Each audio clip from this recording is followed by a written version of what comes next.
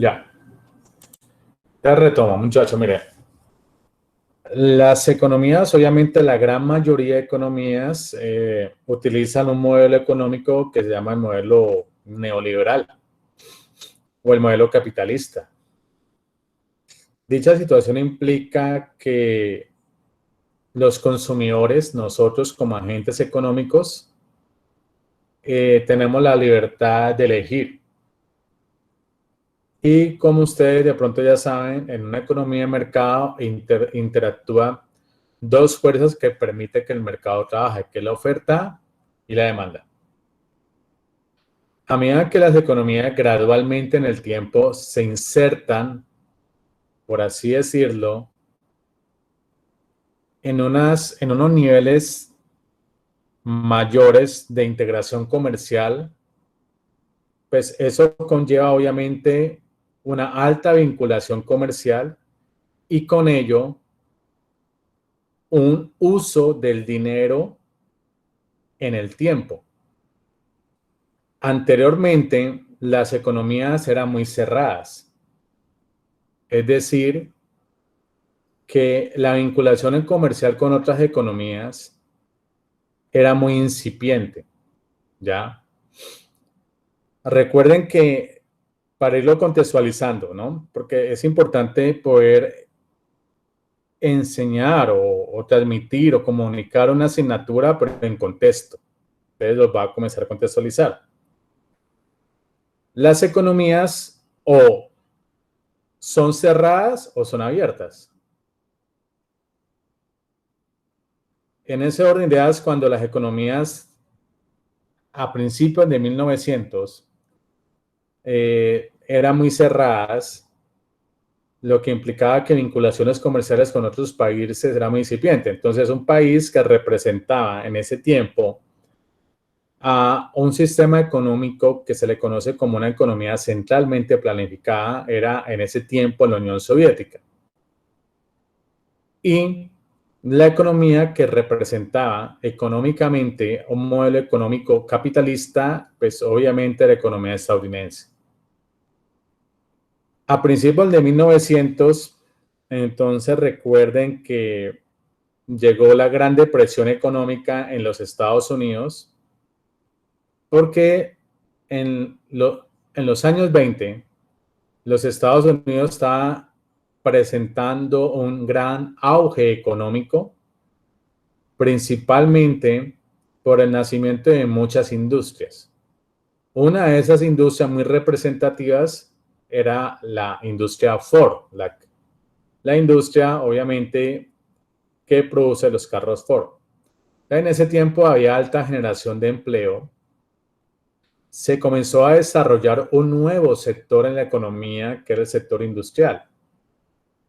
Pasamos de un sector primario, donde se concentra principalmente la producción en productos de la primera canasta familiar con bajo nivel agregado, como banano, como papa, a que por medio del origen y el desarrollo de la industria pudieran generar transformación de esos productos y con ello generarle mayor valor agregado. Entonces, comenzó a desarrollarse esa industria. Terminados los años 20, Estados Unidos vivió una gran depresión económica, por consecuencia principalmente que la gran mayoría de las familias estadounidenses tenían sus ahorros invertidos en acciones. Recuerden que una acción es como un documento que representa el valor de una empresa. Y la gran mayoría de las familias estadounidenses tenían sus dineros o sus ahorros representados en acciones. Se formó toda una burbuja especulativa del valor de las acciones de las diferentes industrias y obviamente, como toda burbuja especulativa, en algún momento la burbuja se reventó o explotó mejor y con ello, al reventarse esa burbuja especulativa sobre el valor de las acciones, en un momento determinado comenzó a perder valor o precio en el mercado las acciones donde la gran mayoría de las familias estadounidenses tenían invertidos sus ahorros. Muchas de las empresas estadounidenses entraron en quiebra. Eso asociado, obviamente, a una alta tasa de desempleo porque muchas empresas tuvieron que cerrar y con ello, obviamente, se generó la Gran Depresión económica. Con el desarrollo de la industria llegó un expresidente estadounidense que ya murió, llamado Franklin Delano Roosevelt. Y Franklin Delano Roosevelt, gracias a unas teorías económicas muy innovadoras, por así decirlo, por un economista inglés llamado John Maynard Keynes,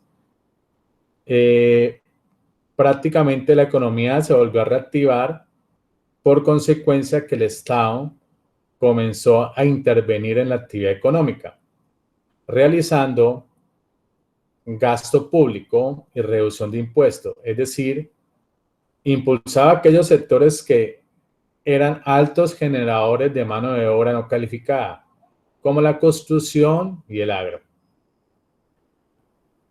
Después de la Segunda Guerra Mundial, estoy contextualizando, muchachos, después de la Segunda Guerra Mundial, las economías se dividieron en dos: economías centralmente planificadas y economías capitalistas. Las economías centralmente planificadas, representadas por un país, en ese momento la Unión Soviética, y las capitalistas por los estadounidenses. Luego, como comenzó a generarse todo ese desarrollo industrial, la población comenzó a desplazarse de las zonas rurales, del campo, a las ciudades. Y con ello, como las industrias comenzaron a ubicarse en las ciudades, comenzó un proceso de urbanización. Así transcurrieron el tiempo, los días, los años y las décadas, que de alguna manera se vio en la necesidad de que aquellas industrias pudieran tener una alternativa diferente para poder tener rentabilidad en sus empresas. Por lo tanto, eso conllevó a que el sistema financiero generara una gran diversidad de innovación financiera que con ello pudiera que las empresas, al momento de necesitar un crédito, tomaran, digamos, de esas diferentes innovaciones financieras para poder acceder a un crédito. Entonces, en ese orden de ideas, compañeros, comenzó a originarse esta disciplina, por así decirlo, llamada mejor ingeniería económica. No sé, ¿alguien, todos me escuchan bien? ¿Estamos bien? No sé. ¿Pregunto? Señor. Yo sí. Sí, se escucha bien. Entonces, bueno, le metí un poquito de historia económica para irlos contextualizando. Entonces, obviamente, todo el sector industrial se ve en la necesidad en algunos momentos de poder acceder a unos créditos para que con ello poder financiar su producción y todos los gastos pertinentes, obviamente, que incurre toda empresa. Entonces, ahí comenzó a originarse gradualmente esta disciplina llamada la ingeniería económica. Entonces, en ese orden de ideas, compañeros, ¿qué me dice? Dice lo siguiente, muchachos. Dice, leo textualmente y vamos analizando. En el mundo actual, ninguna persona, obviamente adulta, por muy alejada que se encuentre de la civilización, puede vivir sin involucrarse con el manejo del dinero. Por tanto, dice que hasta los aborígenes de cualquier tribu asiática o africana, por ejemplo, se ven en la necesidad de adquirir cierto tipo de bienes, como por ejemplo, ropa, alimentos, con el fin de poder obviamente subsistir y obviamente con base en esa situación implica el empleo del dinero, ¿ya? Recuerde que anteriormente el dinero no existía. Antes de que el dinero existía el famoso trueque, que era simplemente intercambiar por aquellos bienes y servicios, o mejor, por aquellos bienes que usted intercambiaba y por lo tanto que usted tenía una gran necesidad de intercambiar. Pero ya obviamente con el origen del dinero y a medida que se va evolucionando el dinero en el tiempo, pues obviamente eso implica una gran necesidad de depender obviamente del factor monetario. En ese orden de ideas, compañeros, por lo tanto, dice que por otro lado, en el mundo llamado civilizado, como estamos actualmente, cada día es más necesario comprender los términos elementales en el manejo del dinero. ¿Sí? Entonces, por ejemplo, piénsese en una persona que quiere comprar un inmueble. Perdón, que quiere comprar un mueble para su hogar. A quien el vendedor le dice, lo que usted desea vale 100 pesos, por ejemplo, de contado. Pero tenemos un plan de pago de 15% de enganche y 24 mensualidades de 6 pesos con 50. Y si usted en el próximo diciembre paga otro 20% del valor inicial, entonces podrá elegir entre reducir el monto de las mensualidades restantes o bien reducir el número de pagos. Entonces miren que ya en este mundo civilizado, como se le dice, ¿cierto? En este 2020, cómo el uso del dinero ha cambiado en el tiempo. Como el uso del dinero ha cambiado en el tiempo, dicha situación implica que de alguna manera las empresas, igual que las familias, deben financiar sus compras de alguna manera. Como deben financiar sus compras de alguna manera, la ingeniería económica, como lo que aquí estoy ilustrando aquí, mediante ese ejemplo muy básico, permite de alguna manera utilizar el dinero adecuadamente para la compra de bienes y servicios. No sé si me he hecho entender, muchachos. ¿O alguien tiene algún comentario o alguna pregunta? No, profe, todo bien. ¿Sí? No sé. Bueno. En ese orden de ideas, muchachos, por lo tanto, dice, este tipo de situaciones obviamente son muy frecuentes en nuestros días, donde el comprador decide más por gusto o por una situación económica personal forzada que tiene una base analítica simple. ¿Cuál es? Es obvio que en la mayoría de los casos el vendedor es quien gana, por eso lo resalto en rojito, pues el comprador paga más intereses al no elegir el mejor plan de negocios. Entonces, miren, mediante este ejemplo muy básico que yo lo estoy ilustrando, pues de alguna manera la ingeniería económica comienza a tener un papel determinante y relevante en todo el sistema financiero. Porque obviamente los agentes económicos, como las empresas, principalmente las familias, que se ven la necesidad de adquirir bienes y servicios para poder satisfacer sus necesidades, pues la ingeniería económica, pues de alguna manera le resuelve, entre comillas, dicho problema. En ese orden de ideas, por lo tanto, miren la palabra que yo aquí estoy resaltando en rojito, la palabra interés, ¿ya?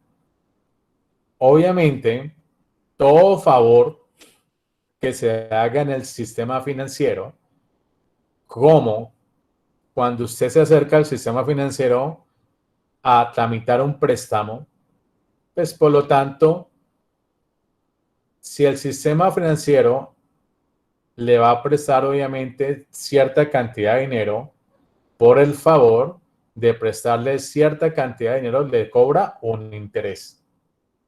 Por dicha situación es que se entiende que el precio implícito del dinero es el interés.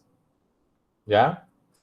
Entendiendo que el precio implícito del dinero es el interés, por lo tanto, esa palabra, el interés, es una palabra muy relevante dentro de esa disciplina, la ingeniería económica. En ese orden de ideas, compañeros, por lo tanto, dice lo siguiente. Dice,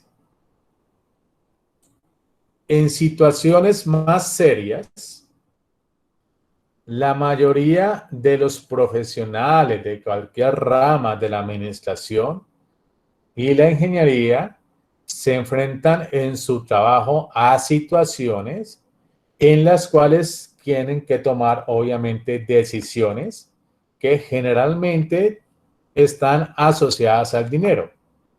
En otras palabras, son decisiones cotidianas en las empresas como, dos puntos.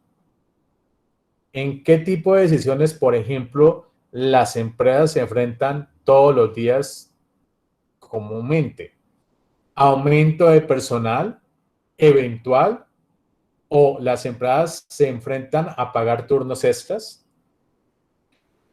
¿Justificación de un aumento de publicidad solo a cambio de ciertos beneficios en ventas? Por ejemplo, creación de un departamento de investigación y desarrollo sin beneficios inmediatos sino a largo plazo, apertura de nuevas sucursales, elaboración de nuevos productos, reemplazo de maquinaria obsoleta, adquisición de nueva maquinaria o rentarla solo por un tiempo, financiar el crecimiento de la empresa con un préstamo bancario o con la retención de utilidades, crear una fábrica totalmente nueva o elegir entre dos procesos alternativos, etc. Entonces, muchachos, en ese orden de ideas, perdón, miren cómo las empresas pues, se enfrentan a muchas situaciones del mercado que conlleva, obviamente, a que tienen que tomar decisiones. ¿Ok? Como toda finalidad de agente económico es maximizar su función de bienestar, por obvias razones, muchas de las decisiones que tomamos los agentes económicos, como nosotros individuos, como familias y empresas, es maximizar su función de bienestar. Si nuestro principal objetivo es maximizar nuestra función de bienestar, pues en este caso las empresas se enfrentan generalmente o cotidianamente a este tipo de situaciones. Recuerden que uno de los principios básicos de la economía es que los agentes económicos nos enfrentamos a disyuntivas. ¿Sí? ¿Qué es una disyuntiva? Dejar de hacer una cosa por otra. ¿Ya? Entonces, como nos enfrentamos a disyuntiva, pues tenemos que evaluar el costo y beneficio de la toma de decisiones. Como tenemos que evaluar el costo y beneficio de la toma de decisiones, el dinero juega un papel determinante en esa toma de decisiones. ¿Alguna pregunta, algún aporte, algún comentario, muchachos?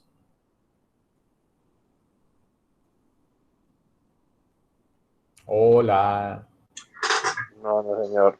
No, eso está claro. Ok, bueno. En ese orden de ideas, listo, Felipe, gracias. En ese orden de ideas, bueno, todos tomamos decisiones en el mercado con el fin de maximizar y que generalmente cuando tomamos decisiones, el dinero está involucrado en esa toma de decisiones. ¿Ya? Por lo tanto, en ese orden de ideas, compañeros, ya entendiendo que el dinero juega un papel muy determinante y relevante en esa toma de decisiones, principalmente en las empresas, porque el fin fundamental de una empresa es maximizar su función de bienestar y que esa función de bienestar de la empresa se vea reflejada obviamente en las utilidades que produce. En ese orden de ideas, pues me pregunta por qué se tiene que pagar por el uso del dinero. El dinero, como cualquier otro bien, pues obviamente tiene un valor intrínseco, es un valor intangible, ¿ya? Un hombre puede tener una casa o puede cambiarla por dinero en efectivo o tener un auto y cambiarlo por dinero en efectivo. Si este hombre no es dueño de una casa y necesita utilizar una, pues obviamente deberá rentarla, es decir, tendrá que pagar por ello. Asimismo, si posee un auto, necesita utilizar uno, deberá pagar una renta, no importa si es por media hora, como en el caso de un taxi, o por un día o un mes. Entonces miren que como un agente económico, individuos, familias o empresas y hasta el gobierno, pues obviamente se ve en la obligación de utilizar el dinero como un medio para poder adquirir bienes y servicios para poder maximizar su función de bienestar. ¿Ok? Recuerden que el valor intrínseco del dinero o intangible siempre se le va a considerar que es el interés. Por lo tanto, en ese orden de ideas, compañeros, continuando con esta afirmación, que por qué se tiene que pagar por el uso del dinero, es decir, que cuando nos vemos en la necesidad constantemente de adquirir dinero, tenemos que pagar un precio por el uso de ese dinero.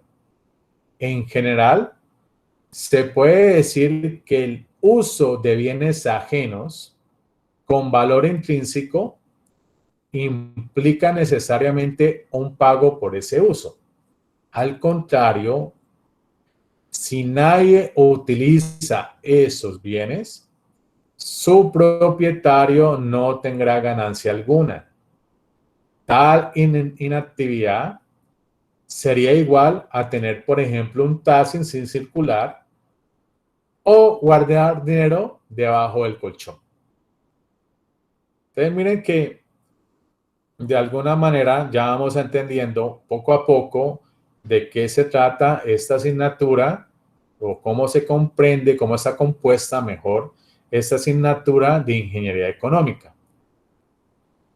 En otras palabras, se puede resumir que la ingeniería económica está asociada o es equivalente a decir al buen uso del dinero. ¿Por qué? Porque tomamos decisiones en el mercado. Y con base en esas decisiones en el mercado, nos vemos en la necesidad de, obviamente, utilizar eficientemente un recurso que es escaso, que es el dinero. En ese orden de ideas, compañeros, por lo tanto, dice, hay ciertos términos que están muy vinculados con el uso del dinero. ¿Qué es la ingeniería económica y cuál es su aplicación? Hace algunos decenios, hasta antes de la Segunda Guerra Mundial, los bancos, las bolsas de valores de los países eran las únicas instituciones que manejaban términos como interés, capitalización o amortización. Sin embargo, a partir de los años 50, con el rápido desarrollo de la industria, como les mencioné anteriormente, de gran parte del mundo, las industrias mejor estuvieron o tienen la necesidad de contar con técnicas de análisis económico adaptadas a sus empresas, con el fin de crear en ellas un ambiente para tomar en toda ocasión decisiones, ojo, orientadas siempre a la elección de la mejor alternativa. Por eso, vuelvo y repito, compañeros, nosotros somos agentes económicos que constantemente estamos tomando decisiones. Como estamos tomando decisiones, eso implica la renuncia de una cosa por otra. Cuando renunciamos a una cosa por otra, se le conoce con el nombre de costo de oportunidad, lo que implica que con base en el supuesto de la economía, que somos agentes económicos racionales, con esa racionalidad utilizamos para evaluar el costo y beneficio de las elecciones que nosotros realicemos en el mercado. Como todas las empresas, pues obviamente tienen que tomar la mejor elección, ¿ok? Con el fin de poder maximizar su función de bienestar, reflejándose obviamente en mayores utilidades. Entonces miren que ya comenzamos a introducir ciertos términos que están muy vinculados con el sistema financiero, como en el interés, el término de la capitalización y términos como la amortización. ¿Preguntas, muchachos? Por ahora, no sé, ¿comentarios? No, profe, pues yo tengo todo claro. Vale, gracias. ¿Alguien tiene algún comentario? No sé, los compañeros que estamos aquí presentes. No, profe. Bueno, en ese orden de ideas, por lo tanto, dice, bueno, ya entendiendo qué es la ingeniería económica y cuál es su aplicación, dice lo siguiente. Así como los viejos conceptos financieros bancarios pasan ahora al ámbito industrial. ¿Ya? ¿Por qué? Pues les comenté anteriormente, porque la gran mayoría de la actividad económica antes de 1900 estaba concentrada en el sector agrícola. Después de 1900, la gran mayoría de la concentración de la actividad económica comenzó a concentrarse, valga la redundancia, en el sector industrial. Y particularmente, obviamente, en el área productiva de las empresas. A ese conjunto de técnicas de análisis para la toma de decisiones monetarias se le empieza a llamar con el nombre de ingeniería económica. ¿Ok? Toda empresa maximizadora de bienestar o de beneficios, obviamente toma decisiones monetarias. Como toma decisiones monetarias, a eso se le llama como ingeniería económica. Por lo tanto, en ese orden de ideas, compañeros, continuando sobre qué es la ingeniería y cuál es su aplicación, dice que de esta forma, con el paso del tiempo, se comienzan a desarrollar técnicas específicas para situaciones especiales dentro de la empresa. ¿Cómo? ¿Qué tipo de técnicas específicas dentro de la empresa? Como por ejemplo, análisis solo de costos en el área productiva. Reemplazo de equipo solo con análisis de costo, por ejemplo. Reemplazo de equipo involucrando ingresos e impuestos. Creación de plantas totalmente nuevas. Análisis de inflación.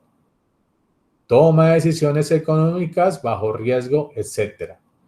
Miren, compañeros, con lo que yo estoy planteando aquí, que obviamente las empresas deben desarrollar con base en el sistema financiero, técnicas específicas para las empresas, con el fin, vuelvo y repito, de maximizar su función de bienestar y reducir, obviamente, sus costos de producción, ¿ya? En ese orden de ideas, por lo tanto, compañeros, dice, continuando entonces con esta afirmación de qué es la ingeniería económica y cuál es su aplicación, dice lo siguiente. Conforme al aparato industrial, es decir, al sector industrial, se volvía más complejo. Las técnicas se adaptaron y se volvieron más específicas. Por lo tanto, la ingeniería económica o análisis económico en la ingeniería se convirtió como en un conjunto de técnicas para tomar decisiones de índole económica, principalmente en el sector industrial, considerando siempre, por eso lo resalto, el valor del dinero a través del tiempo. ¿Ok? Entonces miren ya, cuando yo estoy aquí expresando esta palabra, conjunto de técnicas, es en otras palabras, las herramientas que provee la ingeniería económica con el fin de que las empresas o la industria pueda obtener préstamo y ganar o obtener mayores rentabilidades, y con ello obviamente debe considerar el valor del dinero a través del tiempo. Pregunta, muchachos, comentarios, pues como para que participemos, para no estar yo ahí, no sé, o alguna idea o algún aporte, no sé.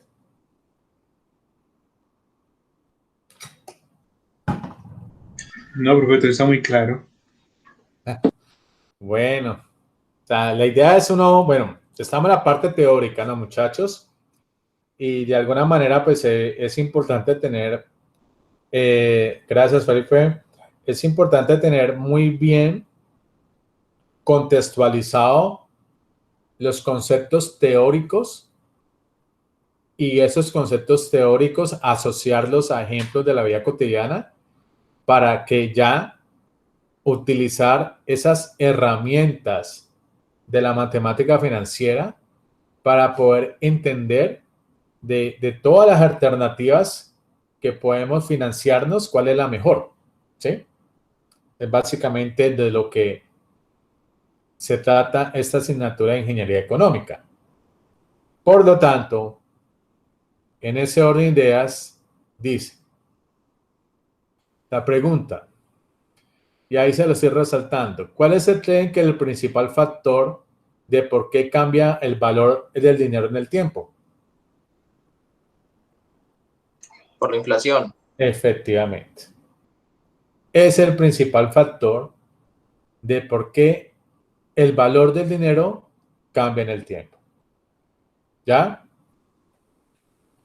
Para contextualizarlo, pues, ¿qué es la inflación? La inflación se le conoce como el precio, el aumento de los precios de los bienes y servicios de la canasta familiar.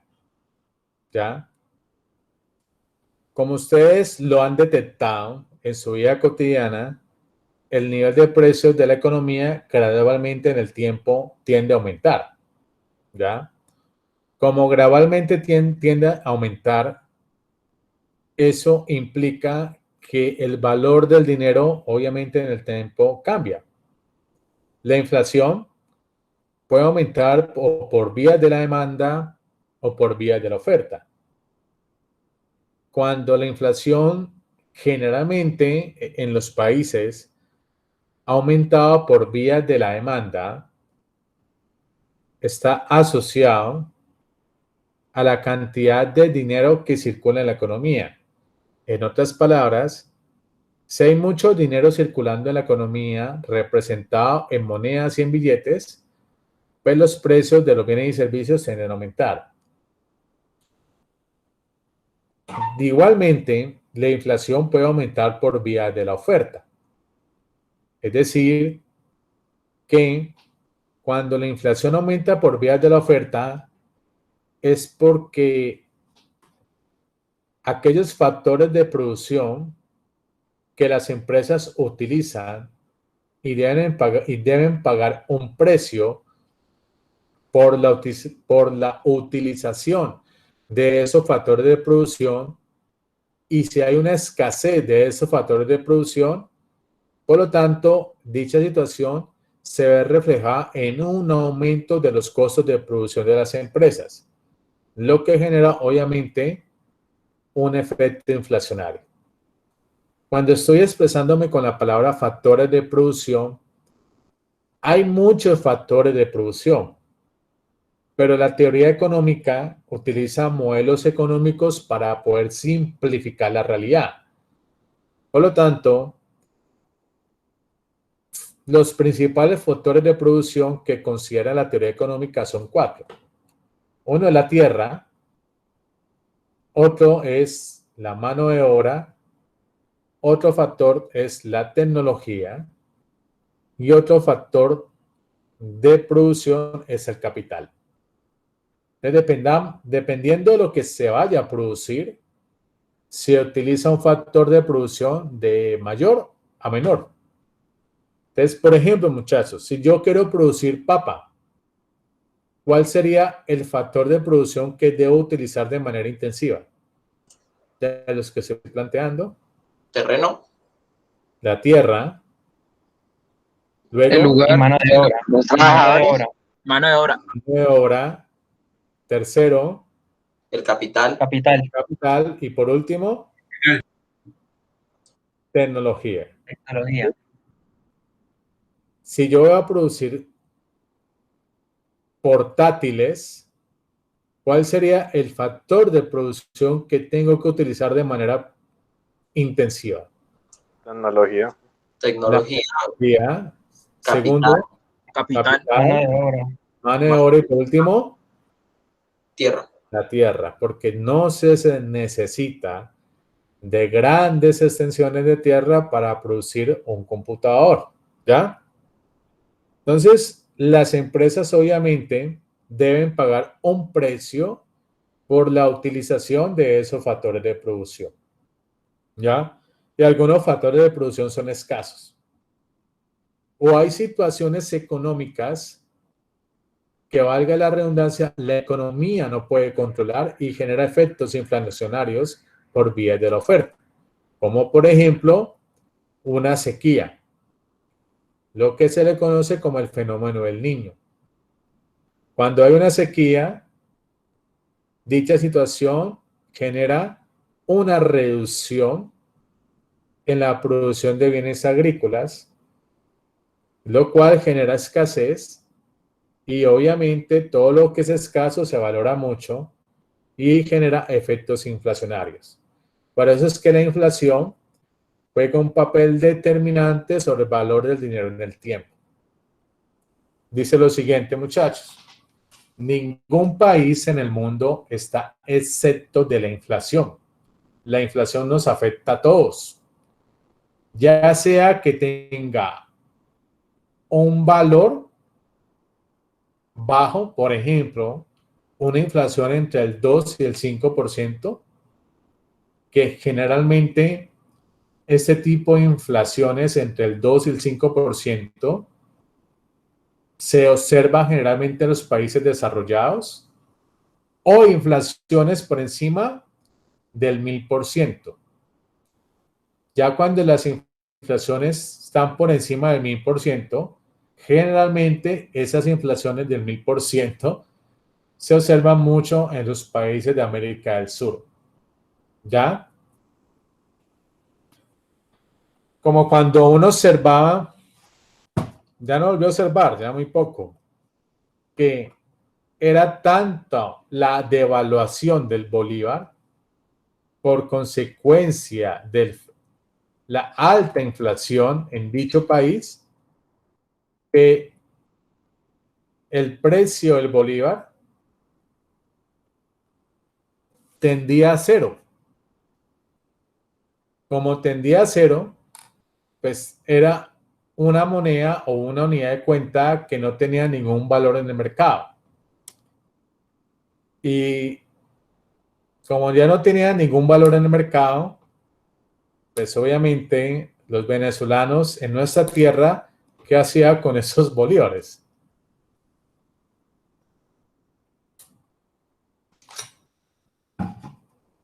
O los regalaban, Lo regalaban o lo vendían. sí, o lo vendían, o sea, por nada, o lo regalaban. Pero todo, muchachos, lo que quiero decir aquí, en otras palabras, es por consecuencia de la inadecuada política monetaria que ejecuta o aplica el Banco Central de cada país. En este caso, el Banco Central de Venezuela. ¿Ya? Nunca una inflación se resuelve imprimiendo más monedas y billetes y sacarlos en circulación. No. Es la peor política económica que puede generar un banco central para poder frenar la inflación. La única manera de poder frenar la inflación es reduciendo la cantidad de dinero que circula en la economía para que con ello reducir la demanda de bienes y servicios, y al reducir la demanda de bienes y servicios por consecuencia de que hay menor dinero circulando en la economía, los precios de los bienes y servicios tienden a reducirse. ¿Ya? En ese orden de ideas, por lo tanto, lo único que se aprecia claramente es que en países con economías que son fuertes y estables, generalmente se refleja en indicadores macroeconómicos aceptables. Entre ellos, se refleja en una inflación muy baja, pero jamás la inflación va a ser cero. ¿Ya? ¿Alguna pregunta aquí o algún, no sé, comentario, algún aporte, muchachos? Maestro, una pregunta. Dale. Con respecto a lo que sucedió en Venezuela, que organizaron pues el cambio de moneda del bolívar al dólar, pues la verdad no me queda muy claro como tal cuál fue el impacto que generó eso, aunque yo entiendo que el dólar es una moneda fuerte en el mundo, ¿no? Sí. Entonces, o sea, ¿cómo pudo hacer Venezuela, si estaba tan mal económicamente, hacer la transición de cambio del bolívar al dólar? Es muy parecido, bueno, es muy parecido, compañero, a lo que ocurrió aproximadamente unos 15 o 20 años que pasó en Ecuador, ¿no? Entonces, hay momentos que un mal manejo de la política monetaria se vuelve insostenible. Como un mal manejo de la política se vuelve insostenible, el Banco Central de cada país cada vez tiene que gastar más recursos para poder sostener en el tiempo el precio de su moneda con respecto a otra. Pero obviamente como el dinero es un recurso limitado, es un recurso escaso, como en el caso de Ecuador, Venezuela obviamente ya está comenzando a plantear la posible, valga la redundancia, posibilidad o alternativa de dolarizar su economía. Es decir, que seguir manteniendo el poder adquisitivo del bolívar en Venezuela ya es, busco la palabra indicada, es echar todo a un saco roto. O sea, ya es insostenible poder que Venezuela pueda recuperar el valor de su unidad de cuenta en el mercado. Como ya es imposible recuperar el valor de su unidad de cuenta en el mercado, pues para ellos es más fácil dolarizar su unidad de cuenta que seguir gastando recursos para que medianamente poder mantener el poder adquisitivo en su país. Obviamente, compañeros, eso tenemos que asociarlo al contexto político y social que vive Venezuela. Jamás una buena política va a ser desestimular la inversión pública. ¿Por qué? Perdón, la inversión privada. ¿Por qué? Porque el gobierno o el Estado no tiene la capacidad de producir todos los bienes y servicios. Como no tiene la capacidad de producir todos los bienes y servicios, la empresa privada sí. Pero si en un país las empresas privadas incurren en el riesgo de expropiarte, pues tú no tienes ningún incentivo de colocar tu planta de producción en un país donde hay una alta inestabilidad política. ¿Sí me hago entender, muchachos?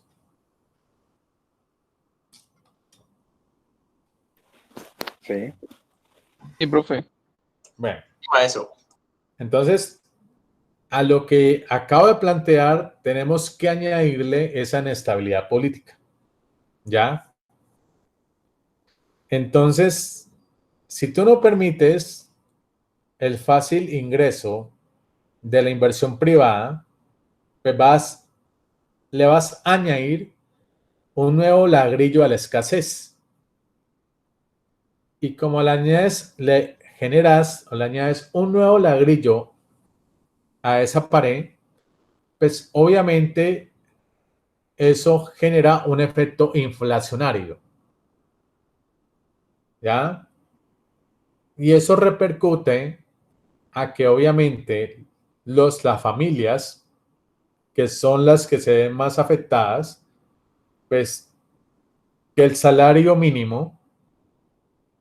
mínimamente les alcance para cubrir gastos de transporte, pero no les alcanza un salario mínimo para cubrir gastos en alimentos, gastos en salud, gastos en vivienda. ¿Ya? Entonces, cuando un país, en el caso como Venezuela, se mezclan dos componentes, inflación con desempleo, al mezclarse esos dos componentes, producen una bomba molotov. ¿Sí? Y esa bomba molotov se le conoce económicamente con el nombre de estanflación. Una economía estancada por consecuencia de sus altos niveles de inflación asociado a las altas tasas de desempleo. No sé mucho. ¿Me hice entender, compañeros? Sí, profe. Ok, bueno. En ese orden de ideas, por lo tanto, como obviamente el valor del dinero cambia en el tiempo, principalmente por la inflación, dice lo siguiente: lo único en que se hace énfasis es que el valor del dinero cambia con el tiempo, debido principalmente a este fenómeno inflacionario. De lo contrario, es decir, si no hubiera inflación, el poder adquisitivo del dinero sería el mismo a través de los años. Y la evaluación económica probablemente se limitaría a hacer sumas y restas con el fin de poder generar ganancias futuras. Por ejemplo, hoy se adquiere un auto por 20.000 pesos y se espera venderlo dentro de 5 años en 60.000 pesos. En una economía de alta inflación, el valor nominal del dinero por la venta del auto es mucho mayor que el valor actual. Siempre cuando estamos refiriéndonos a estas palabras nominal, en este caso el valor nominal, hace hincapié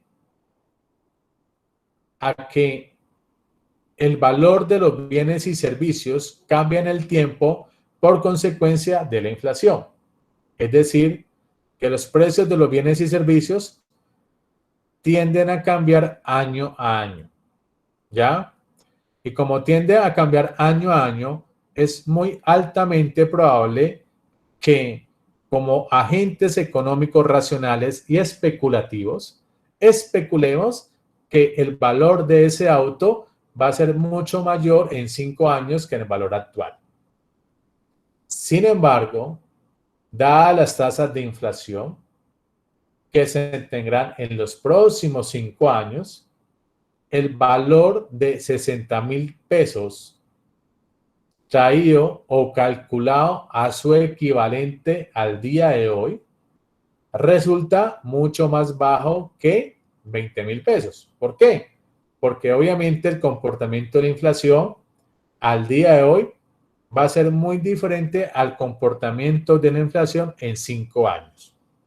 ¿Me hice entender aquí, muchachos?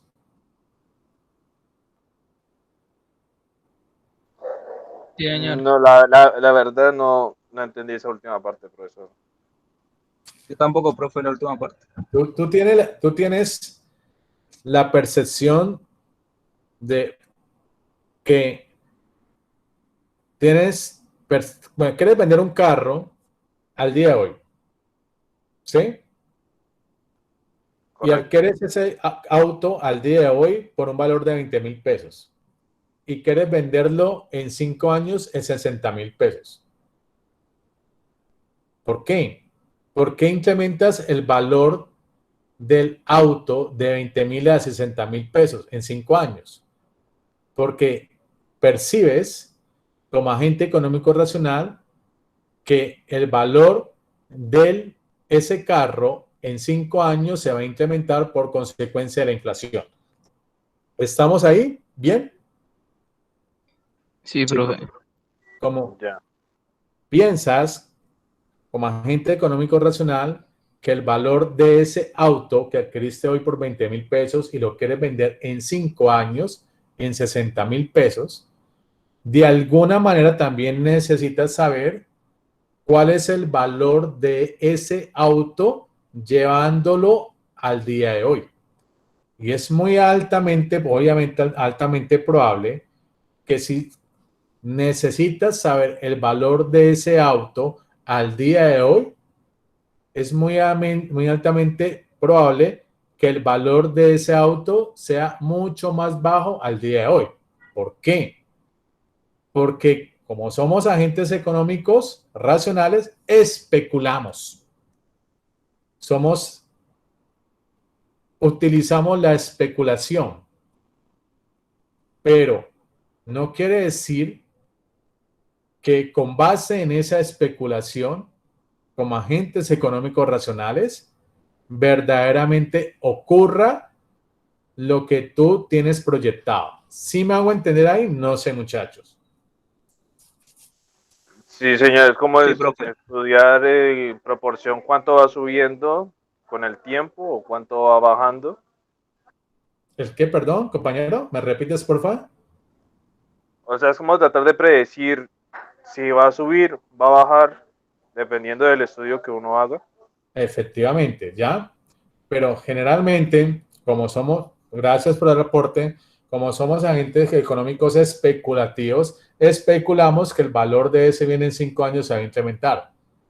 Pero no tenemos una bola de cristal que nos permite determinar 100% lo que nosotros estamos planteando como agente económico especulativo. ¿Sí me hago entender ahí? Sí, señor.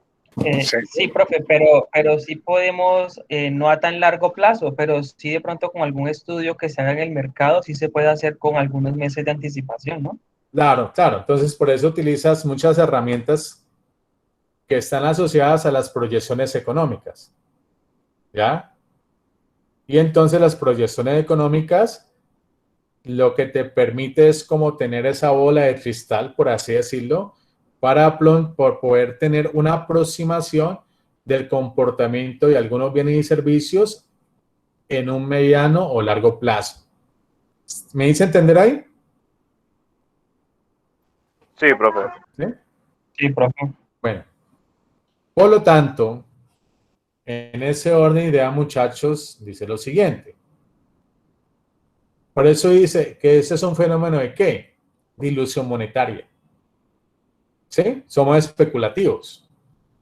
Se presenta en mayor o menor proporción en cualquier país que padezca la inflación. Es aquí donde interviene la ingeniería económica, que intenta resolver el problema del cambio en el valor de dinero a través del tiempo. La solución que aporta consiste en calcular el valor equivalente del dinero en un solo instante de tiempo. Entendiendo entonces, muchachos, ya cuál es el papel que juega la ingeniería económica, es con el fin de que la ingeniería económica me pueda aportar las herramientas necesarias e indispensables para poder reducir esta ilusión monetaria. ¿Estamos ahí? Sí, señor. Sí, profe. ¿Okay? En ese orden de ideas, por lo tanto,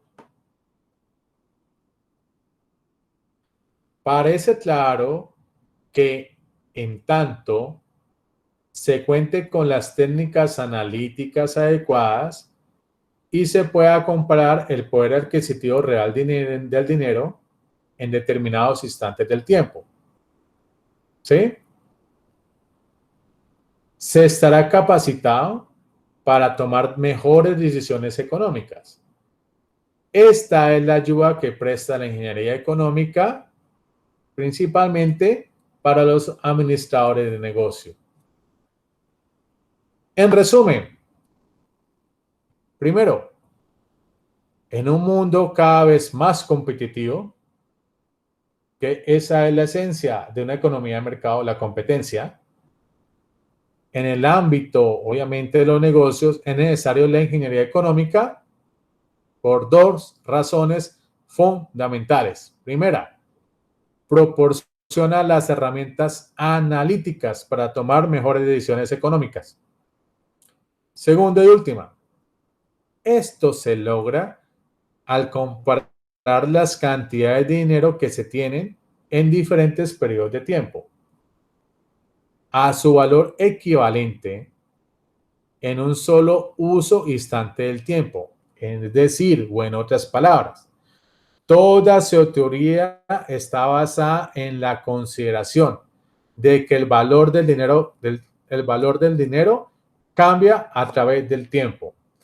Como el valor del dinero cambia a través del tiempo, pues la ingeniería económica me permite utilizarla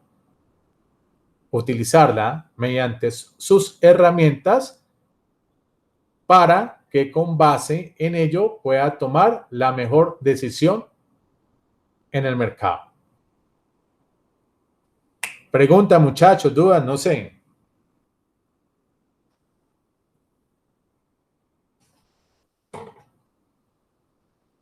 No, nada, profe. No, no, profe. Listo. Ahí ya poco a poco vamos ingresando bien a esta asignatura. Lo estoy contextualizando. A menos ya tienen, creo yo, una medianamente idea. Bueno, ya sé que se trata esta asignatura de ingeniería económica. ¿Ya? ¿Qué es? hacer buen uso del dinero mediante las diferentes herramientas analíticas que me permite tomar la mejor decisión en el mercado. Variables que son muy indispensables, que tenemos que tener en cuenta, muchachos, para poder, con base en esa información, tomar la mejor decisión. A, una buena variable, la tasa de colocación. ¿Sí? Va a ampliarla. ¿Qué quiere decir? Que la tasa de colocación son aquellas que aplican para diferentes tipos de crédito y productos que otorgan las diferentes entidades financieras a sus clientes. Dentro de los diferentes tipos de crédito tienen, por ejemplo, crédito de vivienda, crédito de consumo, créditos comerciales, como ordinario, preferencial y tesorería, los microcréditos, tarjetas de crédito, sobregiros, créditos especiales, crédito. Porque ¿cuál es el negocio de los bancos? Pues pedir prestado. ¿Sí? Prestar dinero, perdón. Como el crédito de los bancos es prestar dinero, pues obviamente los ahorradores colocan su dinero en el sistema financiero y con base en ese dinero, el sistema financiero lo utiliza para seguir prestando. Por lo tanto, prestan con base en una tasa y a esa tasa se le conoce tasa de colocación. Entonces, miren cómo es la evolución. Vamos a mirarlo de derecha a izquierda, ¿cierto? Está a la inversa de la tasa de colocación para crédito de consumo o crédito de vivienda desde 2019, febrero del 2019 al 2020. Mire el comportamiento, 11,9%, 12, ¿cierto? 11,8, 12,2 y así sucesivamente. Entonces miren que a medida que va pasando el tiempo y bueno, llegamos al 2020, ya los bancos comenzaron a prestar dinero a una menor tasa, ¿cierto? Ya terminado el 12 de diciembre del 2020 y ya prestan dinero para crédito de vivienda o de consumo y lo prestan a una tasa de colocación, esto es un promedio, ¿ok? Mensual al 8,41%. Entonces miren que a medida que van pasando el tiempo, el dinero los bancos comenzaron a reducir tus tasas de interés para pedir un préstamo para un crédito. ¿Por qué? Pues la principal consecuencia de todo esto es que la pandemia, el COVID, comenzó a generar esta coyuntura en el sistema financiero. ¿Ya? Pues al haber menor demanda, al haber una gran caída de la oferta de bienes y servicios asociados a la menor demanda y alta tasa de desempleo, pues obviamente el sistema financiero se vio en la obligación de reducir sus tasas de colocación en el mercado. Si analizamos la otra variable, muchachos, que se refiere a la tasa de captación mensual, es decir, los depósitos a término fijo, DTF, mire el comportamiento de la DTF, ¿cierto? Miren que los bancos estaban pagando más o menos en el 2019, todos los ahorradores que depositaban sus ahorros en el sistema financiero prácticamente pagaban los bancos una tasa de interés entre el 4 y 4,5%. ¿Ok? Pero ya, miren, ya en abril del 2020 comenzó a reducirse drásticamente esas tasas de captación que generan el sistema financiero para los ahorradores. Y al día de diciembre del 2020, tus ahorros están generando una rentabilidad entre el 1,5 y 2%. ¿Ok? Entonces, miren la gran diferencia, muchachos, entre la tasa de colocación y la tasa de captación. ¿Ok? Otra variable muy determinante que tenemos que tener en cuenta en este curso. ¿Tienen clase, muchachos? No, señor. Yo Ah, sí, profe. Yo a las 8, profe. Pero a las 7:45 o a las 8. Yo a las 8, profe. Ya a las 8. A las 8. Ok, ya vamos a terminar, muchachos. ¿Listo? Pero otra variable muy determinante que tenemos que tener en cuenta en este curso de ingeniería económica es variables como, por ejemplo, la tasa de intervención que aplica el Banco Central de cada país. En este caso es el Banco de la República. Si ustedes observan, miren que en febrero del 2011 a 1 de enero del 2021, el Banco de la República se vio en la obligación, ya, mire aquí, ¿cierto? Febrero del 2020, de reducir su tasa de intervención. Esto es con el fin ¿de qué? De que los agentes económicos puedan acercarse al sistema financiero a pedir préstamo. ¿Por qué? Porque la tasa de intervención está entre el 1 y 2%, lo que implica que de alguna manera tienen mayores incentivos los agentes económicos de acercarse al sistema financiero a pedir préstamo para poder financiar sus compras. Pero esto no quiere decir que bajo un contexto de pandemia las empresas tengan incentivos de seguir endeudándose. ¿Sí me hago entender, muchachos? No sé. Pregunto, no sé.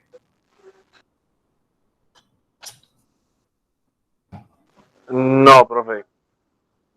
Bueno. Trato de explicártelo más rápidamente porque tengo escasez de tiempo. Mira, un recurso escaso. El Banco de la República, que es el banco central de nuestro país, tiene una herramienta para poder controlar, por así decirlo, el sistema financiero o las tasas de interés del sistema financiero, que es la tasa de intervención.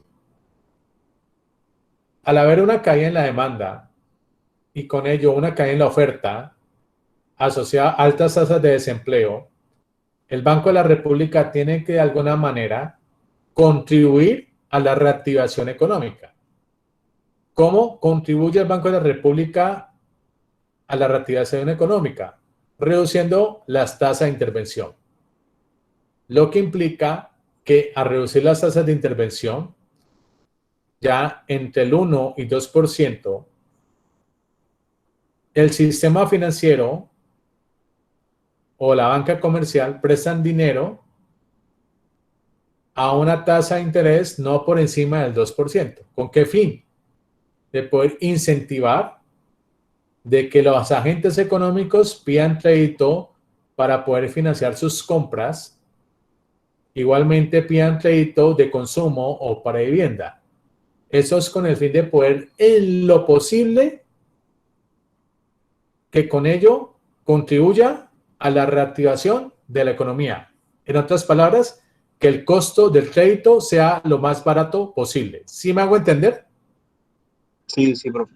Sí, señor. El costo más barato posible.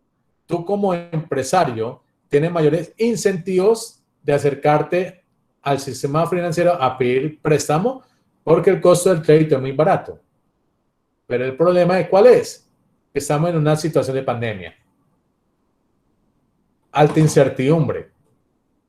Como en una situación de pandemia y alta incertidumbre, las empresas y tanto las familias así te otorguen tarjetas de crédito, reducciones las cuotas de manejo y unas tasas de interés muy bajas, pero si tú no tienes empleo, ¿para qué te vas a endeudar?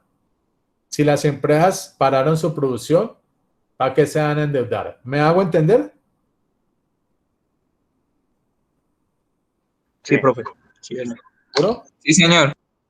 Ok, muchachos. Bueno, voy a dejar de compartir. Déjenme un momento, por favor.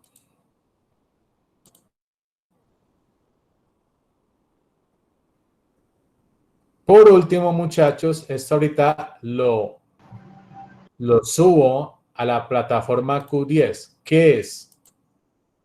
Déjenme un momento.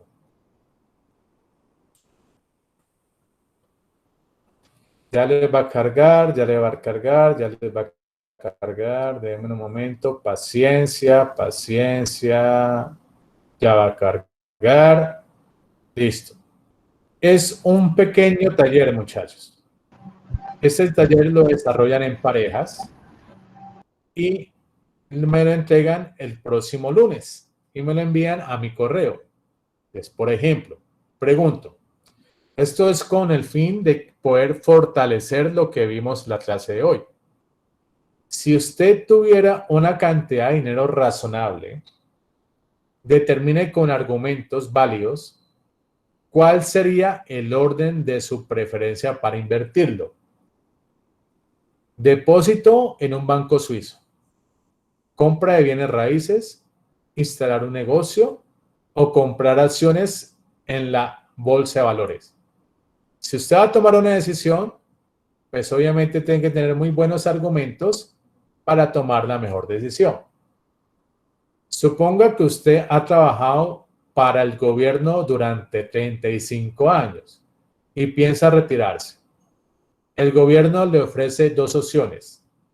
A, le proporciona una cantidad en efectivo única, de acuerdo con la ley, pero no le otorga pensión de por vida, ni le mantiene los servicios médicos. B, le otorga una pensión mensual hasta su muerte y le mantiene los servicios médicos por el mismo periodo. ¿En qué debe basarse para tomar una decisión adecuada? Tercera, usted desea comprar un equipo de videograbación que es caro. Puede pagarlo de contado, pues tiene dinero ahorrado en el banco. También puede comprar el equipo a crédito. O bien, puede comprarlo de contado con su tarjeta de crédito personal, la cual, por supuesto, le cobrará determinado interés para financiar la compra. Pregunta, ¿en qué debe basar su decisión para usar de la manera más adecuada su fuente de fondos para la compra que usted desea? Y por último, muchachos, usted jugó a la lotería con la Cruz Roja y obtuvo el premio mayor, que consiste en 100 millones de pesos.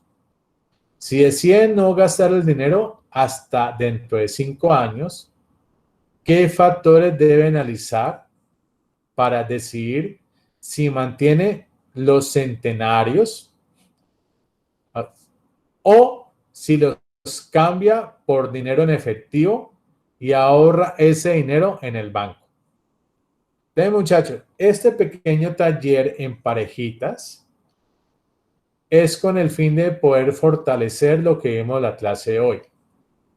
Entonces, lo van desarrollando en el transcurso de la semana y me lo envían a mi correo institucional en parejas. ¿Listo, muchachos? Voy a dejar de compartir. Esto ahora lo... Se escoge uno y se justifica, ¿cierto? Obviamente, hay que argumentarlo. ¿Ya? En el transcurso de la noche o mañana de la mañana lo subo a la plataforma Q10 y les aviso que ya el taller está ingresado en la plataforma. ¿Listo? Listo, profe. Listo, profe. Bueno, Listo, profe, gracias. ¿me hice entender en la clase de hoy? Sí, señor. Dale. Sí, sí, Bueno, profe.